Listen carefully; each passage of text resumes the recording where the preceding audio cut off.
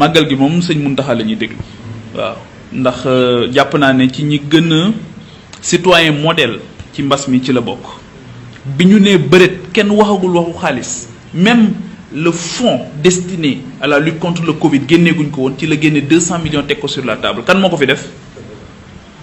kan moo ko def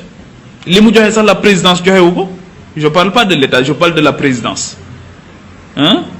malgré seen budget yu ñu am de fonctionnement de 8 milliards joxewuñ ko donc moom moo joxe 200 millions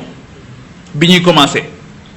yemu ci njabootam gi nekk Dakar di toggal professeur Seydi ak les malades di leen ko yóbbul tout le temps ah yaa ngi dégg donc sëñ Mountakha man ñaari vendredi yëpp avant tabaski bi Touba laa jullee juma mais Touba booy dugg ci mosquée bi déjà on respecte la distanciation mais booy dugg ci mosquée bi soo takkul masque doo dugg donc sëñ Mountakha est entouré par des gens yoo xamante ni qui ont une haute conscience de l'État et de la République qui ont une haute conscience aussi de la vie des humains sëñ Mountakha ku la wax ne bëgg na njabootam gi mu ñàkk leen ci mbas mi waxu la dëgg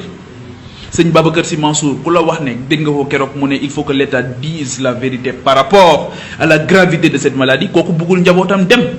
hein donc ñoom kenn gënu leen a xam il faut que les politiciens arrêtent aussi de penser que ces gens-là dañoo nekk ñoo xamante ni comprendre les enjeux ils comprennent parfaitement les enjeux ils ont fait les grandes écoles sëñ Babacar Sy Mansour a fait les grandes écoles